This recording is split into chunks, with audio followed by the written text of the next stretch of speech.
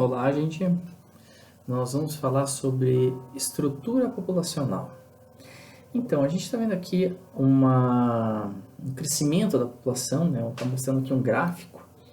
Qual a projeção da população, né?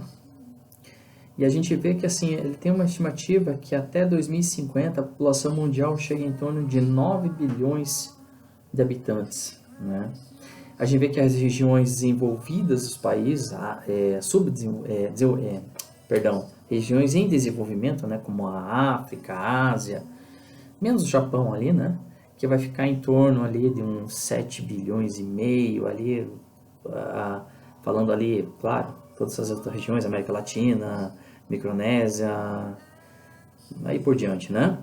E depois mostra as regiões desenvolvidas, que vai ficar em torno de 1,5 bilhão de habitantes, né? Isso pela ONU, né?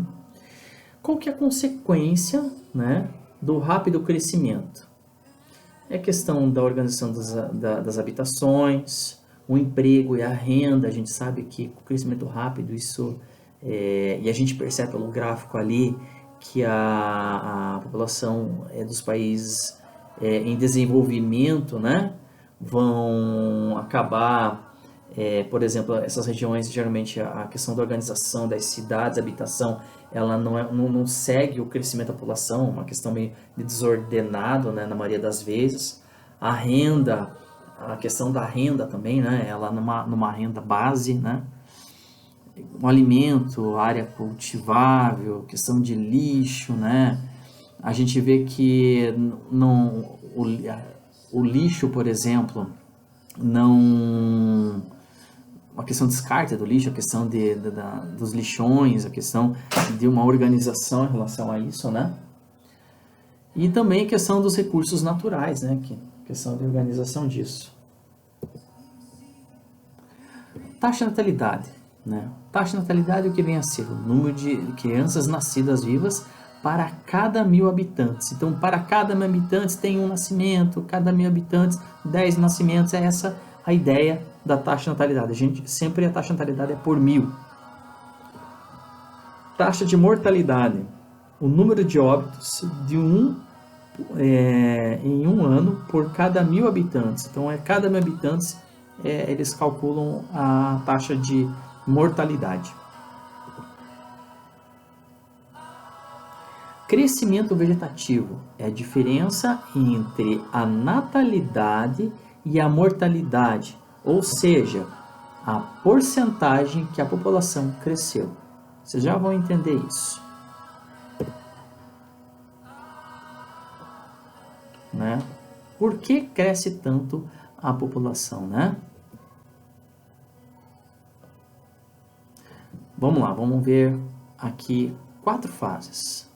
Crescimento demográfico. A primeira fase é o seguinte: alta taxa de natalidade mais a alta taxa de mortalidade com o resultado de um pequeno crescimento vegetativo. Tá ok? Segunda fase: queda da taxa de mortalidade.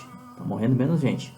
Alta taxa de natalidade, nascendo mais gente. Tá morrendo menos, nascendo mais. Resultado: uma explosão demográfica. Tá aumentando a população. Terceira fase: queda da taxa de natalidade, que está nascendo menos gente. Taxa de mortalidade continua baixa. Resultado: um baixo crescimento vegetativo. Tranquilo?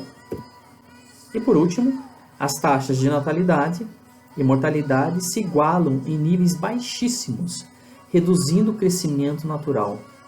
Alguns países envolvidos já vivem isso, principalmente na Europa. Os países como Alemanha, Inglaterra, França, Espanha, aí por diante. Antigamente era assim: marido e mulher, e olha quantos filhos, né? 1, 2, 3, 4, 5, 6, 7, 8, 9, né? E a gente sabe que famílias que tem até mais, né? Mas antigamente era muito comum isso, né? Agora, veja só, hoje já não é tão comum você ver famílias grandes, né? Daí ele coloca aqui as causas da queda da natalidade: urbanização, né? O custo de vida, né? Aumenta o custo de criação de um filho. Hoje o custo de um filho é altíssimo, né? É só perguntar para o seu pai: pai, é caro um filho? Eu sou caro para você? Né? O meu custo, né? Vamos dizer assim, em relação ao custo, é caro, pai? Ele vai falar para você: um filho hoje custa tantos reais por mês. Emancipação feminina, tecnologia contraceptiva, né? Questão de prevenção para gravidez, né? A política de planejamento familiar. Então, assim, quando ele fala, por exemplo, emancipação feminina, que hoje as mulheres elas estão no mercado de trabalho e hoje, por exemplo, a gente se programa para ter um filho. Hoje um filho, eu vou primeiro terminar minha faculdade, né, vou me preparar, vamos ter o quarto do nosso filho, preparar tudo para ter um filho. Então, quer dizer, principalmente, antigamente a mulher ela não estava tanto no mercado de trabalho. Hoje, por uma questão de necessidade, e também é uma questão de ambição também, que elas têm todo esse direito, de terem uma sua carreira profissional, né? E as teorias populacionais, nós temos a teoria de Talmusiana, né? Também chamado pessimista.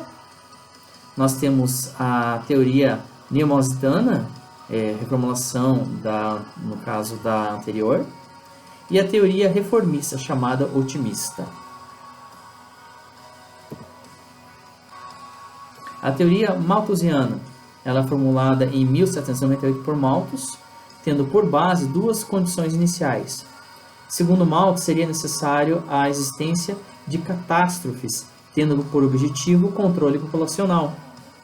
Considerava o crescimento populacional crescia em progressão geométrica, 2, 4, 8, 16, 32, enquanto o número de alimentos crescia em progressão aritmética, 2, 4, 6, 8, 10, 12, tá bom? Já críticas à teoria malthusiana. A pobreza nem sempre ocorre em função da escassez de alimentos, mas simplesmente da distribuição deles. O número de pessoas em nada está relacionado à escassez de alimentos no mundo atual. A mortandade generalizada não corresponde necessariamente à melhoria na distribuição de alimentos. E a teoria neomalthusiana aponta para a necessidade de redução da população jovem, tendo em vista a sobra de recursos destinados à educação, saúde e etc. Pregava um extenso programa de redução populacional, semelhante ao aplicado na China. Teoria reformista ou otimista.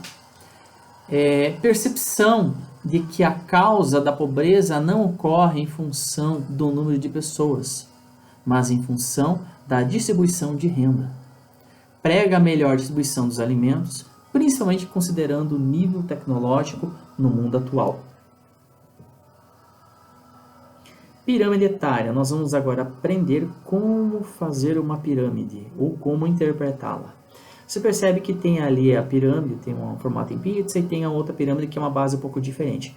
Essa pirâmide que você está vendo à sua esquerda é uma pirâmide que é de característica no país subdesenvolvido.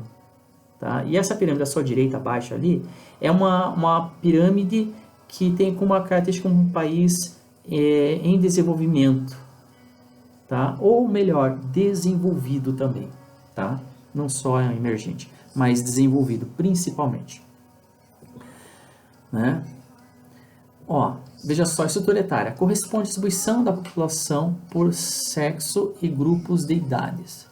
Para caracterizar a estrutura etária, é habitual considerar 3 grandes grupos etários: jovens, né, de 0 a 14 anos, adultos de 15 a 64 anos e idosos de 65 e mais. Então, são 3 grupos que você encontra numa pirâmide. Estrutura etária é a representação gráfica que relaciona a população por sexo e idade. É constituída por: a base representa a população jovem, A parte intermediária, no meio da pirâmide, representa a população adulta. E o topo representa a população idosa. O formato das pirâmides traduz a evolução demográfica em um determinado lugar, região ou país. Como eu falei ali anteriormente, o formato da pirâmide, né? E aqui, por exemplo, como construir uma pirâmide, né, por idades. Nós temos aqui uma classificação, por exemplo, de 0 a 80 anos ou mais. E a porcentagem masculina e a porcentagem feminina. Tá? Então, por exemplo, aqui nós vemos a base com a população jovem em verde e em amarelo é a população adulta e em vermelho a população idosa. E nós temos como regra o seguinte: à esquerda ficam os homens e à direita as mulheres. Então, gente, por isso é hoje. Né? Deus abençoe vocês, que vocês tenham uma boa semana, né? E conversamos aí na sequência, tá? Assistam os próximos vídeos. Abraço, Deus abençoe. Tchau, tchau, gente.